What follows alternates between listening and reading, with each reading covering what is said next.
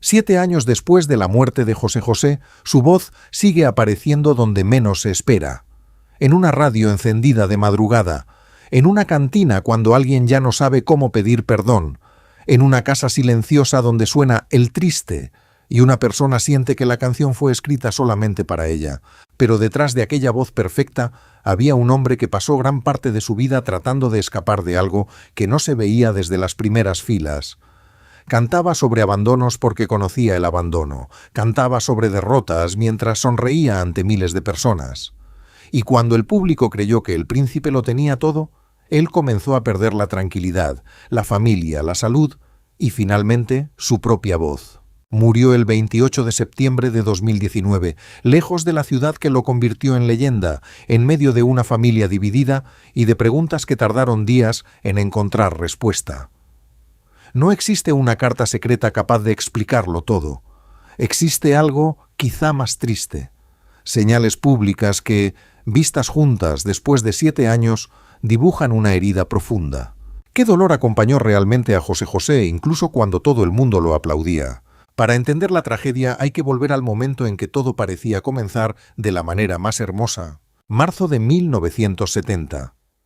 Segundo Festival de la Canción Latina. Un joven delgado, elegante, con el cabello perfectamente acomodado, se coloca frente al micrófono. A su alrededor hay una gran orquesta. Delante de él, un público que todavía no sabe que está a punto de presenciar una escena que será repetida durante generaciones. El joven se llama José Rómulo Sosa Ortiz, aunque ya empieza a ser conocido como José José.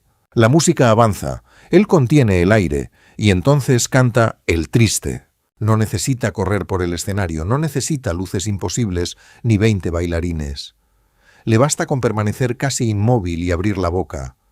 La voz sale limpia, poderosa, disciplinada, pero también herida.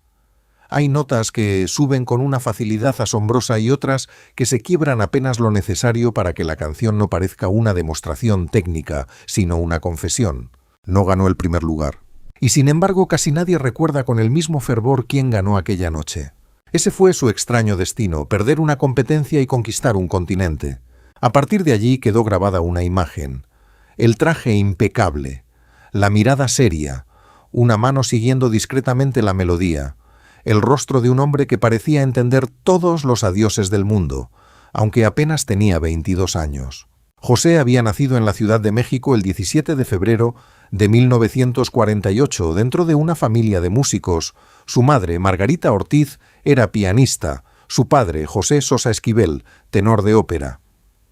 En aquella casa la música era disciplina y esperanza, pero también conflicto. Creció observando cómo una familia podía quebrarse por problemas que una canción no resolvía. La figura del padre, talentoso pero marcado por el alcohol y por ausencias dolorosas, dejó una huella profunda. Cuando el joven adoptó el nombre artístico de José José, el segundo nombre fue un homenaje a su padre fallecido. Un gesto hermoso, sí, aunque también un recordatorio diario de una herida que nunca terminó de cerrar. Antes de ser príncipe cantó serenatas, tocó el contrabajo y buscó oportunidades en pequeños clubes. Formó parte de los Pegue, un trío de jazz y bossa nova. Actuaba en locales donde el humo parecía tener contrato permanente y donde a veces había más vasos que espectadores. No era todavía la estrella. Era el muchacho que esperaba que alguien importante lo escuchara antes de que llegara la cuenta.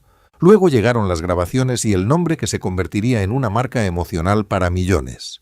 En los años 70 y 80, José José se volvió la voz de quienes amaban demasiado, perdonaban demasiado y de vez en cuando llamaban a alguien a quien habían jurado no volver a llamar.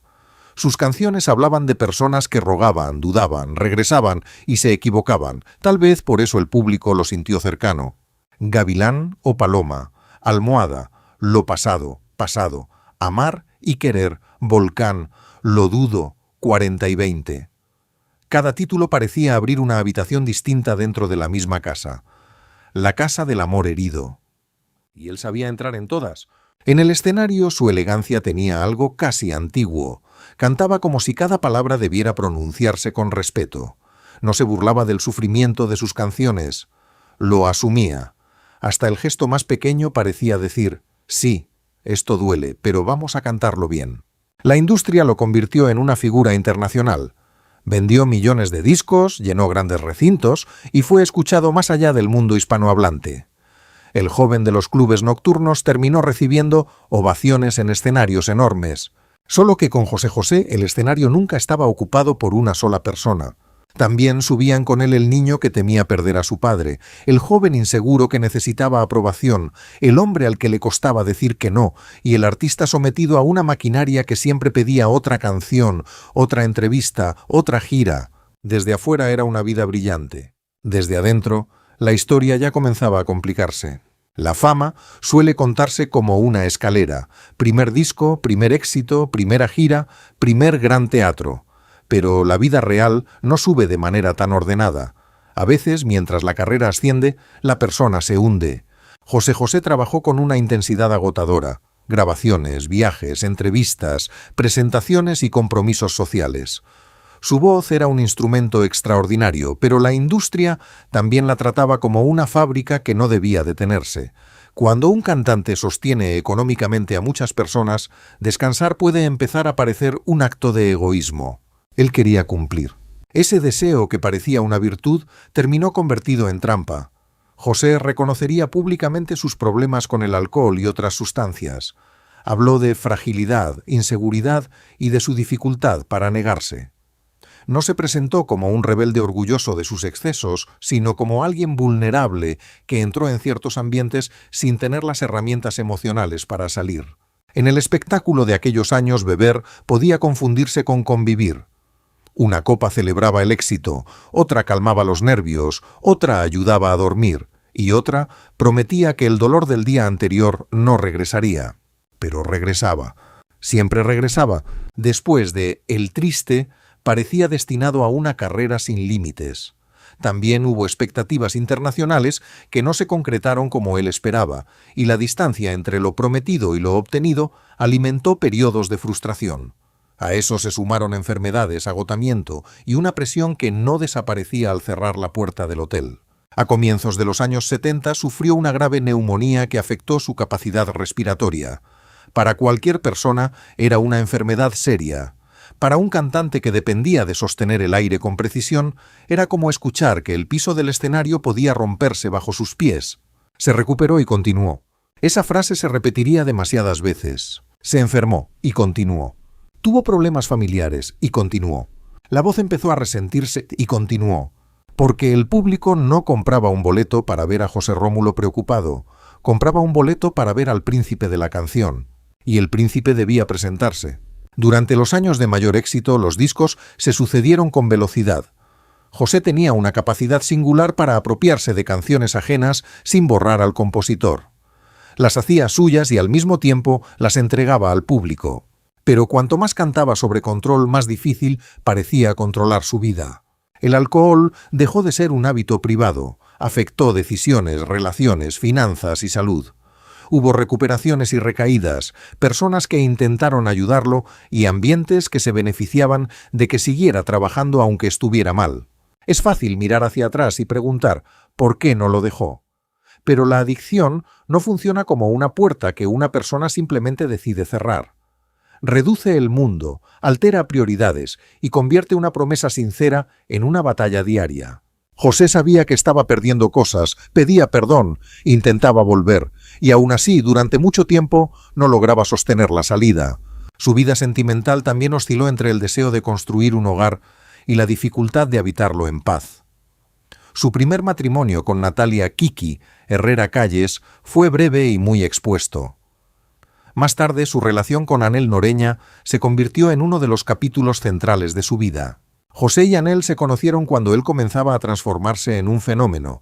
Tuvieron 2 hijos, José Joel y Marisol, y durante años representaron ante el público la imagen de una familia unida. Las fotografías mostraban celebraciones, sonrisas y una casa llena de movimiento. Pero una fotografía congela un segundo, no explica la noche anterior. Mientras José llenaba teatros, en casa quedaban esperas, temores y conversaciones aplazadas.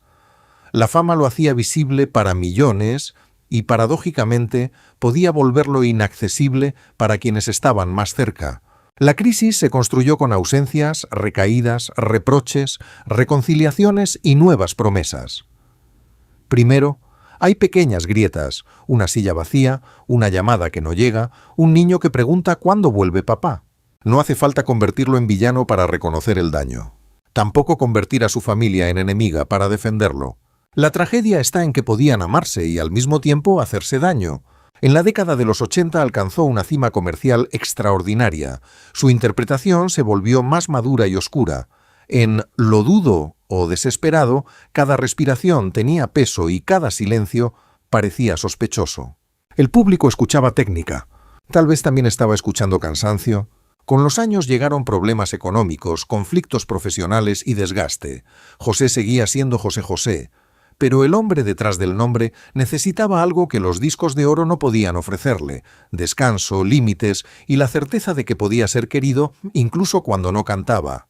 Cuando una estrella cae, casi nunca cae sola. A su alrededor hay esposas, hijos, madres, amigos y músicos que intentan sostener algo que pesa demasiado. Algunos ayudan bien, otros se equivocan, algunos se cansan, otros permanecen hasta que ya no reconocen a la persona que querían salvar. Anhel Noreña vivió junto al hombre que millones consideraban la voz ideal del amor, pero escuchar canciones románticas desde la primera fila no garantiza una vida romántica al cerrar el telón.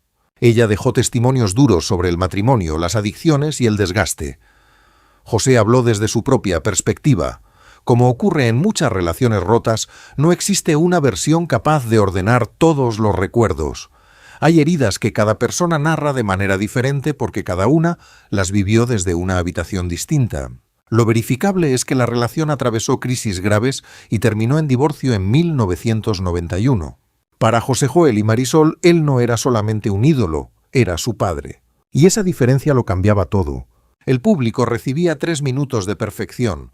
Los hijos recibían también las ausencias, las recaídas, los intentos de recuperación y la incertidumbre.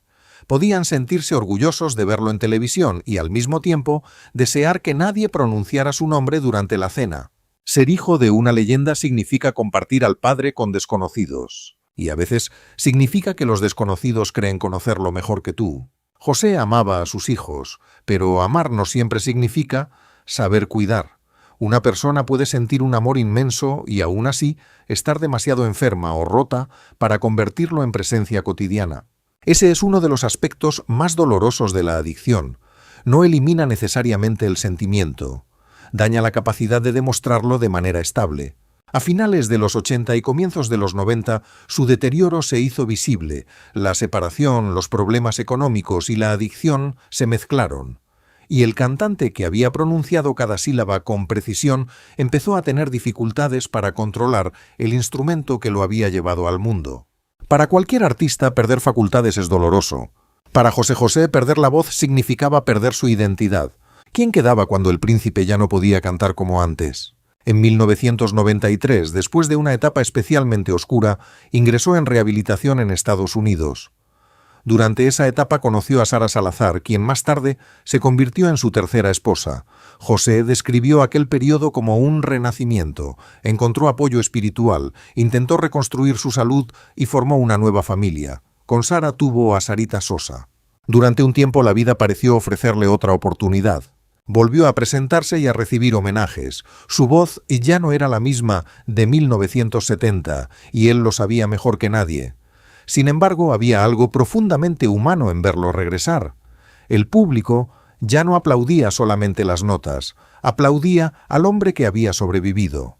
Claro que sobrevivir no borra las consecuencias. Los hijos mayores habían vivido años que no podían repetirse. Anhel conservaba su propia memoria. La nueva familia tenía también necesidades y lealtades. José quedó dividido entre capítulos que nunca terminaron de reconciliarse.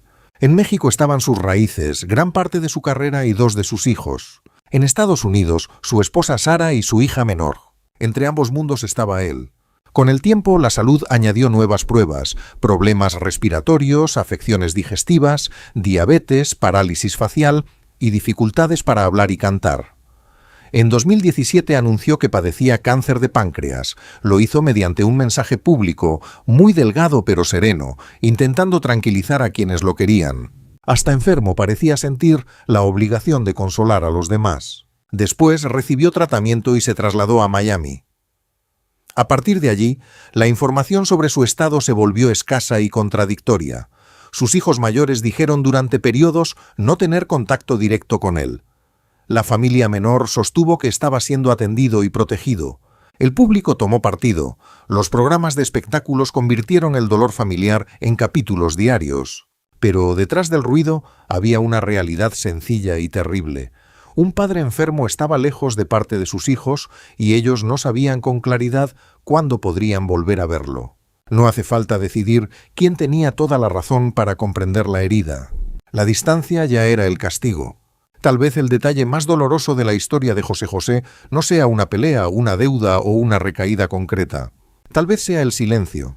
La voz no era solamente su herramienta de trabajo, era su forma de seducir, pedir perdón, ayudar a la familia, recibir amor y sentirse necesario. Cuando la vida se volvía confusa, cantar le daba un lugar.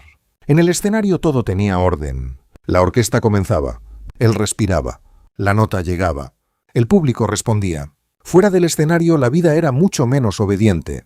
Con los años su voz perdió fuerza y estabilidad. Las enfermedades, el desgaste físico, el reflujo, los problemas respiratorios y el daño acumulado hicieron que cantar fuera cada vez más difícil. José continuó apareciendo en público, a veces con valentía y otras con una fragilidad incómoda de observar. Quien había sostenido notas imposibles ahora luchaba por terminar una frase. Y aún así, muchas personas seguían pidiéndole que cantara. Hay algo cruel, aunque no siempre sea intencional, en pedirle a una leyenda que demuestre una y otra vez que todavía merece el título. José sonreía, hacía bromas, intentaba. A veces la voz aparecía apenas como una sombra, pero el público reconocía la intención y aplaudía antes de que terminara la nota como queriendo sostenerlo desde las butacas. Quizá él agradecía ese amor. Quizá también le recordaba todo lo que había perdido. En 1995 protagonizó Perdóname todo, una película donde interpretaba a un cantante marcado por el alcoholismo y el deterioro personal. La cercanía con su vida era evidente. El título parecía resumir una petición que atravesaba su historia entera. Perdóname todo. Perdóname por no haber estado. Perdóname por las promesas que hice convencido de que esta vez sí podría cumplirlas. Perdóname por no saber quién soy cuando no puedo cantar. No sabemos si pensaba exactamente esas palabras, pero sus entrevistas, recaídas, rehabilitaciones y su forma de hablar de la familia muestran a un hombre consciente de haber causado dolor. No era indiferencia, era culpa. José buscó refugio en la fe. Habló de recuperación, gratitud y de empezar de nuevo. Hubo etapas de sobriedad y reconciliación. Se presentó con sus hijos, recibió homenajes y participó en televisión. Incluso cuando ya no podía cantar como antes, su presencia bastaba para poner de pie a una sala entera. Pero el cuerpo seguía cerrando puertas. En 2017 llegó el cáncer de páncreas.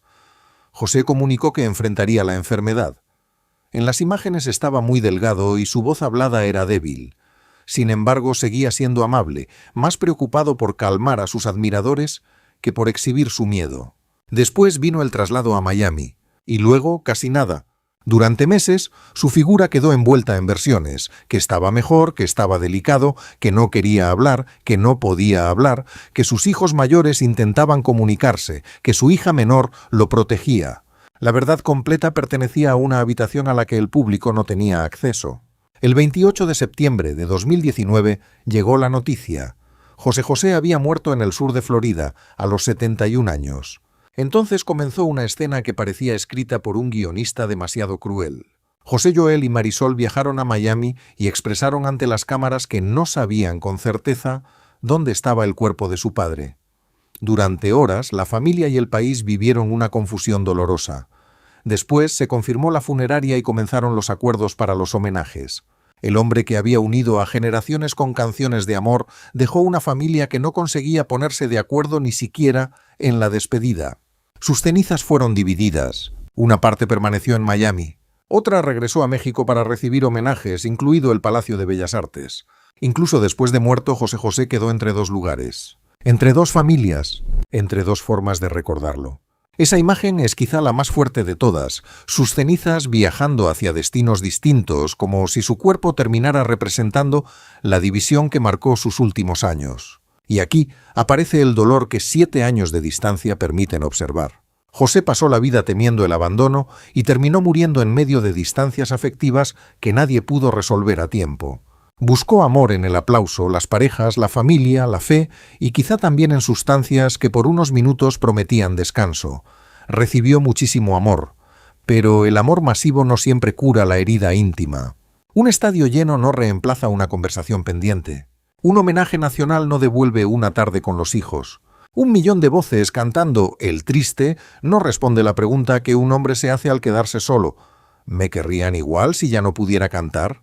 Tal vez esa fue su tragedia más silenciosa. No saber separar completamente al hombre del artista. No saber dónde terminaba José Rómulo y dónde comenzaba José José. Cuando perdió la voz, perdió el escondite. Y cuando llegó la enfermedad final, ya no había canción suficientemente larga para decir todo lo que faltaba. Volvamos al principio. Una radio encendida de madrugada. Una mesa con 2 vasos, aunque solamente queda una persona. Una canción que comienza y obliga a guardar silencio. 7 años después de su muerte, José José no ha desaparecido. Cuanto más tiempo pasa, menos parece pertenecer a una época concreta. Los jóvenes descubren El Triste como si acabara de ocurrir. Quienes crecieron con él no escuchan solamente canciones, escuchan fiestas familiares, amores terminados y personas que ya no están. En 2024, una grabación inédita de 1978, Ya no pienso en ti, volvió a poner su voz frente al público. El título tenía una ironía involuntaria. Millones de personas sí seguían pensando en él. Ese es el poder de una gran interpretación. El cantante muere. La respiración queda grabada. Y décadas después alguien presiona un botón y el aire vuelve a entrar en sus pulmones. Pero recordarlo únicamente como una voz perfecta sería contar la mitad de la historia. La otra mitad pertenece al hombre vulnerable, al hijo marcado por el alcohol familiar, al esposo que no siempre supo proteger sus hogares, al padre que amó, pero creó distancias, y al artista que vio deteriorarse el instrumento que le daba identidad. No se trata de absolver todo porque cantaba hermoso, tampoco de juzgarlo como si sus peores años definieran toda su vida. Se trata de mirarlo completo. José José fue talento, disciplina, elegancia y sensibilidad. También fue contradicción, dependencia, culpa y fragilidad. Fue el príncipe de la canción. Y fue un hombre que necesitó ayuda muchas veces. Quizá por eso sigue conmoviendo, porque no escuchamos a alguien que venció siempre. Escuchamos a alguien que cayó, volvió a levantarse, recayó, pidió perdón y continuó mientras pudo. Sus canciones prometían que el dolor podía transformarse en belleza durante 4 minutos. No prometían que desaparecería. Hay una lección incómoda en su historia. El éxito no cura automáticamente las heridas de la infancia. El aplauso no sustituye el tratamiento. El amor de una familia no siempre basta para derrotar una adicción. Y pedir ayuda no debería dar vergüenza, ni siquiera cuando todo el mundo cree que eres un príncipe. Tal vez la mejor manera de honrarlo sea comprender que detrás de las personas admiradas hay batallas invisibles y que una ayuda profesional a tiempo puede importar más que cualquier ovación. José José se fue el 28 de septiembre de 2019, pero permanece en ese instante antes de una nota alta. Permanece en la mirada de quienes lo vieron cantar El Triste. Permanece en las palabras que una persona no se atreve a decir y termina enviando a través de una canción. ¿Pudo haber sido distinto? ¿Hubo una reconciliación que llegó demasiado tarde? ¿Se sintió acompañado en sus últimos días? No conocemos todas las respuestas. Quizá nunca las conoceremos. Lo que sí sabemos es que, cuando su voz comienza a sonar, millones sienten que alguien entiende su tristeza. Y ese puede ser su legado más profundo, haber convertido sus propias heridas en un lugar donde otros encontraron compañía. El hombre perdió la voz. La grabación no. La familia se dividió. La memoria del público, de una manera extraña, volvió a reunirlo. Y por eso, 7 años después, José José todavía no se ha ido del todo. Si esta historia te hizo recordar una canción, una persona o un momento de tu vida, déjanos en los comentarios cuál fue la primera canción de José José que te conmovió de verdad. Dale me gusta a este video para que más personas se reencuentren con su legado y suscríbete al canal. Aquí recordamos a las grandes figuras no como estatuas perfectas, sino como seres humanos, con luces, heridas y canciones que se niegan a morir. Porque los príncipes también lloran, y algunas voces, incluso después del silencio, siguen cantando.